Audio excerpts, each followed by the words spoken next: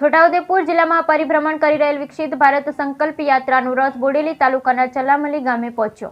કેન્દ્ર અને રાજ્ય સરકારની યોજનાઓ જન સુધી પહોંચાડવા અને ભારતને વિકસિત અને સમૃદ્ધ રાષ્ટ્ર બનાવવાના ઉદ્દેશ્ય સાથે દેશભરમાં ભ્રમણ કરી રહેલ વિકસિત ભારત સંકલ્પ યાત્રા રથ સાથે ધારાસભ્ય જયંતિભાઈ રાઠવા, ટ્રાઇફેડના ચેરમેન અને પૂર્વ સાંસદ રામસિંહ રાઠવા, બોડેલી તાલુકા પંચાયત પ્રમુખ ડોક્ટર શીતલ કુંવરબા મહારાઉલ છોટાઉદેપુર જિલ્લાના પાવીજેતપુર વિધાનસભા ક્ષેત્રના બોડેલી તાલુકાના ચલામલી ગામે પહોંચ્યા, જ્યાં વાતે ગાતે યાત્રાનું ભવ્ય સ્વાગત કરવામાં આવ્યું। ચલામલી ગામની માતૃશ્રી અમૃતબા ભગત હાઈસ્કૂલમાં સંકલ્પ યાત્રા કાર્યક્રમમાં શાળાની વિદ્યાર્થીઓએ પર્યાવરણ બચાવો અને પ્રાકૃતિક ખેતી વિષય પર નાટક રજૂ કર્યું તો ઉપસ્થિત મહાનુભાવો તેમજ વિવિધ વિભાગના અધિકારીઓ દ્વારા સરકારની વિવિધ યોજનાઓના લાભ લેવા અંગે માર્ગદર્શન આપ્યું। વહાલી દીકરી આયુષ્યમાન ભારત ઉજ્જવલા યોજના, પૂર્ણા અને માતૃશક્તિ યોજના, વૃદ્ધ પેન્શન સહાય, વિધવા પેન્શન સહાય યોજના સહિતની યોજનાના લાભાર્થીઓને સ્થળ ઉપર જ યોજના કીટ આપી લાભાન્વિત કર્યા હતા।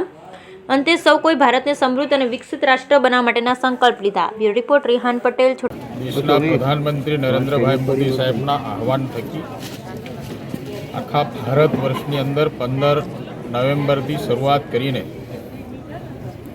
26મી જાન્યુઆરી સુધી આખા ભારત વર્ષમાં આ વિકસિત રથયાત્રા ફરવાની।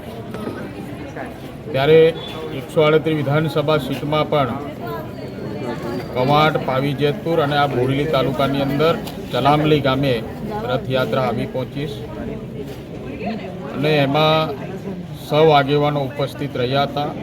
દેશના પ્રધાનમંત્રી શ્રી નરેન્દ્રભાઈ મોદી સાહેબ રાજ્યના મુખ્યમંત્રી હતા ત્યારથી માંડીને હાલ સુધી દરેક યોજના શેવાળાના અંત્યોદયના લાભાર્થીને મળે એના માટે ખૂબ મોટા આશીર્વાદ ભારતીય જનતા પાર્ટીની સરકારમાં લાભો મળ્યા છે। સરકાર અને સરકારનું વહીવટતંત્ર